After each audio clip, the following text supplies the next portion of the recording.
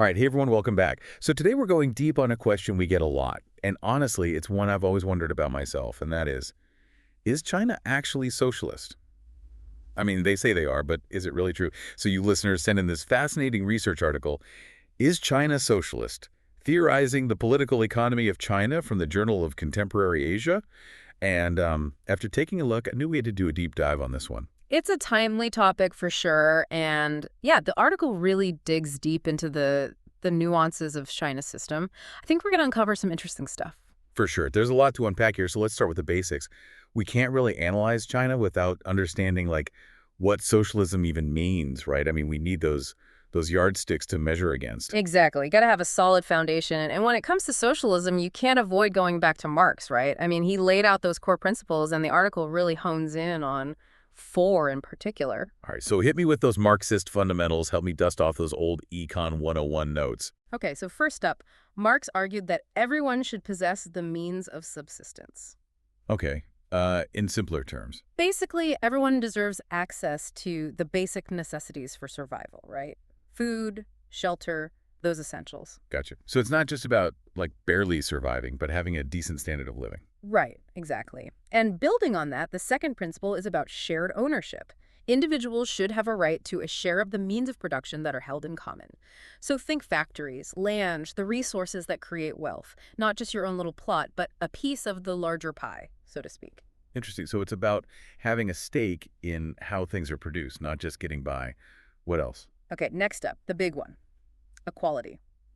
Marx believed that a socialist system should eliminate or at least drastically reduce those social and economic disparities between people. Right, that age-old quest for a level playing field. Makes sense. What's the fourth principle? Finally, we have this idea of the withering away of the state. So Marx envisioned a future communist society where the state would gradually lose its power and eventually disappear.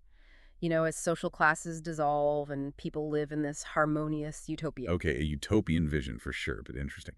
All right, so those are our measuring sticks or socialist fundamentals. Now let's bring China into the picture. The article starts by looking at their social welfare system. And something that jumped out at me was this tension between, like, its universal reach, but potential shortcomings in terms of equality. What's going on there? Yeah, it's a bit of a paradox. China's social safety net is surprisingly comprehensive, with things like pensions and basic medical insurance reaching almost everyone. Wow, almost everyone. Give me an example. Sure, take their pension system. As of 2021, almost 1 billion people participated in the basic pension plan. 1 billion people. That's incredible coverage. Yeah. But, okay, so almost everyone gets something, but is it enough? I mean, what are the benefits actually like?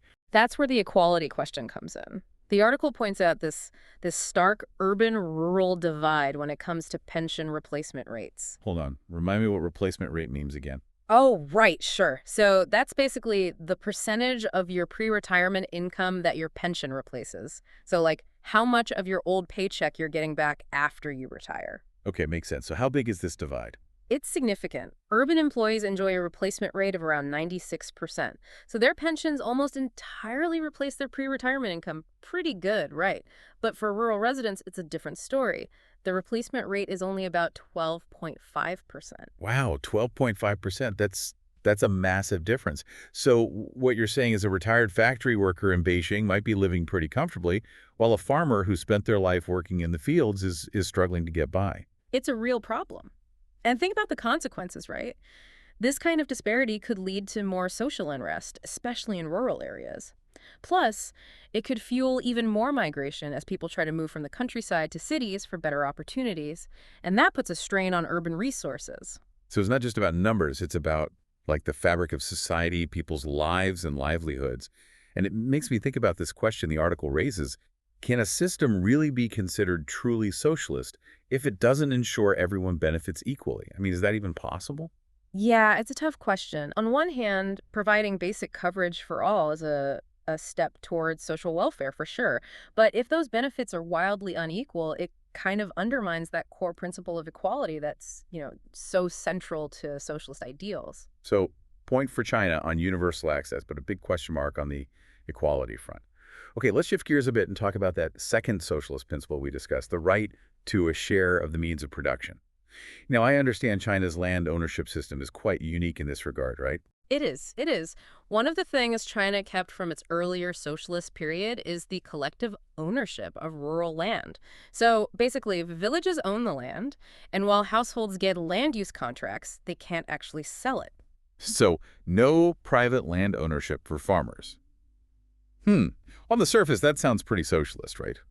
Sharing the land, preventing wealthy landowners from accumulating too much. It does, yeah. But the article, it digs a little deeper and reveals some limitations to this system. So, for example, small-scale farming in China often generates pretty low incomes. So even though farmers have access to land, many struggle to make ends meet, to really thrive. It's not exactly a path to prosperity. So they have this right to the land, but it doesn't necessarily guarantee a good life. What else is holding them back? Well, there's this thing called the hukou system. It's basically a household registration system. So it ties people's access to social services, things like healthcare and education, to their registered location. Okay, I've heard of the hukou system, but for those of us who aren't super familiar, can you break that down a bit more? Why is it such a big deal? Imagine you're a farmer who wants to, let's say, move to the city for better opportunities. The hukou system makes that incredibly difficult because you lose access to all those social services you had in your registered village. It's almost like an invisible wall keeping rural residents tied to the land, even if they'd rather be elsewhere. Wow, so even if they wanted to pursue other options, they're stuck. That doesn't sound very free or equal, to be honest. Exactly. And this creates a sort of captive labor force in rural areas, and it contributes to that urban-rural divide we talked about earlier. And then, to make matters worse, the article points out how the state can actually acquire rural land for public purposes, often ending up selling it to developers for a much higher price than what they paid the farmers. Wait, so the state is essentially profiting off the difference between the low price they pay farmers and the high price they charge developers. That doesn't sound very socialist either. No, it definitely raises some eyebrows. It brings up this question of who's really benefiting from this collective land ownership, right? It seems like the state might be the biggest winner, while farmers are often left with limited options and meager incomes. That's a far cry from this image of empowered workers owning the means of production. Okay, so we've got those rural farmers with, limited options, stuck in a system that's not really working for them. Where do we go from here? Well, next we need to zoom in on those massive state-owned enterprises, those SOEs. They're a dominant force in the Chinese economy, so understanding them is key to this whole socialist debate. Okay, I'm intrigued. Let's talk about these SOEs. Okay, so we're back, and we're ready to dig into those state-owned enterprises, those SOEs that we just started talking about. They're kind of a big deal in China, right? Absolutely. I mean, they're a huge part of the economy, and they play a really central role in this whole debate about whether China is actually socialist or not. Right, because they bring us back to that principle of shared ownership of the means of production. Exactly. In theory, the Chinese people they're the nominal owners of these SOEs. Okay, nominal owners. I get the feeling there's a but coming. Yeah, there is. You see, the problem is there's no real way for individuals to actually get any of the proceeds, the profits from these SREs. They don't get a share. They don't have a say in how they're run. It's basically ownership in name only. So even though these massive companies are supposedly owned by the people don't actually see any real benefit. That seems like a pretty big disconnect. It is, and it's a stark contrast to what some socialist thinkers have proposed. For example, Oscar Lange, he was a prominent socialist economist. He argued for this idea of a social dividend. A social dividend. Okay, what's that? It's basically this idea that, proceeds from publicly owned enterprises, they should be distributed directly to citizens. So everyone would get a little bonus check from these SOEs just for being a citizen. Yeah, you could think of it that way. It'd be a way to share the wealth generated by that shared ownership. Okay, that makes sense. So that's one idea. Any others? Well, another economist, John Romer, he proposed a system of coupons. These coupons would represent shares in these publicly owned enterprises. And they'd be distributed equally to everyone, to prevent wealth concentration and make sure everybody benefits from the profits. Okay, those both sound more like real shared ownership, Right, correct? sure. Not just the name on a piece of paper. So where does that leave China? Well, it raises the question of whether China's system is really living up to its socialist claims. If the people supposedly own these enterprises, but they don't have any real control or benefit from them, is that really socialism? And that brings us to this bigger question, right? Is China truly socialist, or is it more like, are they just kind of using the label while actually following a totally different path? Right, and that's been the underlying question this whole time. I mean, we've seen how China's social safety net and their land ownership system and these SOEs, they all have these contradictions, these areas where they don't quite line up with those classic socialist principles. But before we move on, I have to ask about this idea I hear a lot, that China is in some primary stage of socialism. Like they're using the market economy now to build up their productive capacity, and then eventually they'll achieve full communism. Is there anything to that argument? Well, that's where the article takes an interesting turn. It actually presents some pretty compelling arguments against that primary stage idea. Oh, okay, I'm listening. One of the key points it makes is that the Chinese Communist Party, they're so focused on economic growth, right? And this intense focus might be, kind of masking a lack of genuine commitment to socialist goals. So it's possible all this talk about socialism is just for show, and the real goal is about the party staying in power. It's possible, yeah.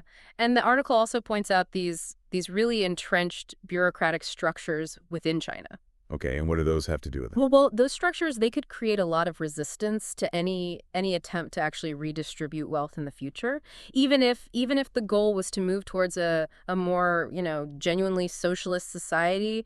Those structures would make it very difficult. Yeah, bureaucracies and change don't really go hand in hand. Right. And then there's this other challenge, and that's the power of capitalist ideology, the promise of economic prosperity, even if it comes without political freedom or real equality. It can be very seductive.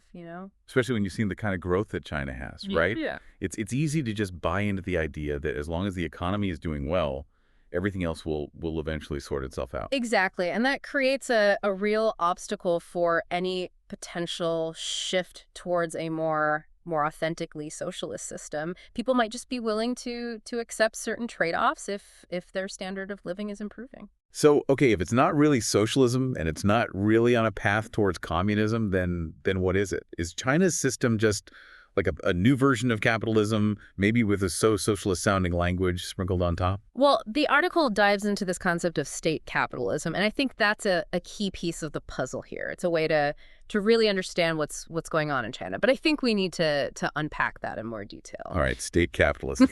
I'm ready to go down that rabbit hole. Okay, so we've gone deep on China's system, right? We've got those socialist principles, that whole state capitalism thing. But now the real question is, what's next? Where does China go from here? Yeah, that's the million-dollar question. I mean, predicting the future is always a gamble, especially with a system as complex and dynamic as China's. But the article we've been looking at, it does lay out some potential scenarios, some possibilities to think about. Okay, so no crystal ball, but at least some possible paths forward. All ears. All right, so one scenario is, the Chinese Communist Party just doubles down on its current model. We've talked about that tight control over resources, their willingness to regulate the private sector, that drive to maintain political control. They could just decide, hey, this is working, and just tighten their grip even more. So a more like authoritarian turn, Yeah. even less freedom for individuals for dissent. It's possible, yeah. They could, ramp up surveillance, crack down even harder on any kind of opposition, prioritize national security above everything else. Of course, it's a gamble, right? Yeah. Trying to control every single aspect of society, of the economy, that's incredibly difficult, could easily backfire. It's like trying to hold back a tidal wave, Yeah. You can try, but Exactly. okay, so that's the hard line approach. What's the alternative? Is there a path towards more openness, more freedom in China? There is this other scenario where the CCP chooses a path of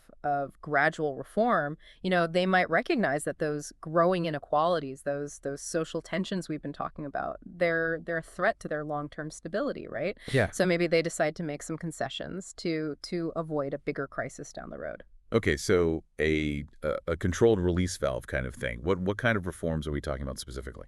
Well, it could involve things like strengthening their social safety net, right? Yeah. Providing more affordable housing, addressing those rural-urban disparities, maybe even allowing a little bit more space for political participation, a little more freedom of expression. It wouldn't be a sudden shift to Western-style democracy or anything, but more like a careful, calculated opening up. So finding that balance between maintaining control and adapting to the changing realities on the ground. Yeah, But, we have to be honest here, right?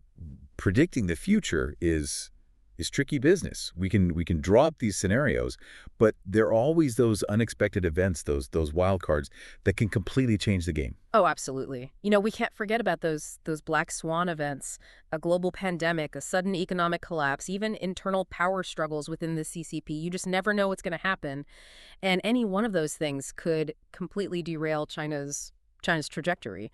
So we've got these different possibilities, right? Yeah. More authoritarianism, gradual reform, maybe some completely unexpected event that just shakes things up. But there's one factor we haven't really touched on, and that's the role of technology. I mean, how might all the crazy advancements in tech shape China's future? That's a great point. China is already a leader in fields like AI and digital surveillance. And how they choose to use these technologies, that's going to have huge implications for their society, for their economy. It's exciting and a little bit scary at the same time, right? I mean, AI could lead to like incredible progress in healthcare, in education, in protecting the environment. But it could also be used to create a much more tightly controlled society, right? Like a digital panopticon. Yeah, that's a double-edged sword of technology for sure. And it reminds us that technology, it's never neutral, right? It's a tool.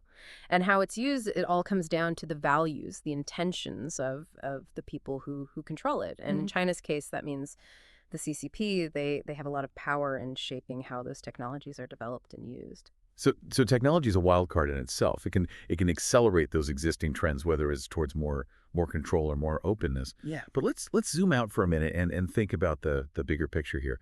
What are the implications of all of this for the rest of the world? How does China's path economically and politically, how does that affect us here in listeners' location? Well, China's choices, they have global consequences. There's no doubt about that. If they continue down a more authoritarian path, it could lead to, increased tensions, maybe even conflict with democratic countries. It could also kind of embolden other authoritarian regimes around the world. Right, like a ripple effect going outward. And what about economically? Economically, I mean, China is already a major force, right? Their decisions about trade, about investment, about technology, they're going to have a real impact on businesses, on consumers all over the world. If they become more protectionist, for example, it could disrupt global supply chains and really slow down economic growth. So we're all connected, whether we like it or not. China's decisions matter for everyone. Absolutely. And that's why it's so important to understand their system, right? To try to anticipate what they might do next. Well, we've certainly given it our best shot in this deep dive, right? We've explored all the intricacies of their economic system, the challenges they're facing, the different paths they could take. Any final thoughts? What should we, as informed citizens, what should we be paying attention to in the years to come? I think the key takeaway here is that China is in a state of flux, right? It's dynamic, it's constantly changing, and there's no simple story that can really capture all of its complexity. So we need to pay attention to those internal pressures, right? The social and economic tensions that could push the CCP towards reform or maybe even towards tighter control. We need to watch how they deal with those external pressures, the competition, the scrutiny from other countries, and we need to think about how technology is going to reshape their society, their role in the world. It's a lot to keep track of, but as always, knowledge is power, right? The more we understand about China, the better equipped we'll be to engage with them, to compete with them, and maybe even to learn from them. Couldn't agree more. It's a story that's still being written, and it's one that we're all going to be a part of, whether we realize it or not. Well, that's it for our deep dive into the question, is China socialist? And as we've learned, it's not a simple yes or no answer. It's a complex, fascinating story, no easy answers, and a future that's still unfolding. So keep those brains working, stay curious, and join us next time for another deep dive into the topics that matter.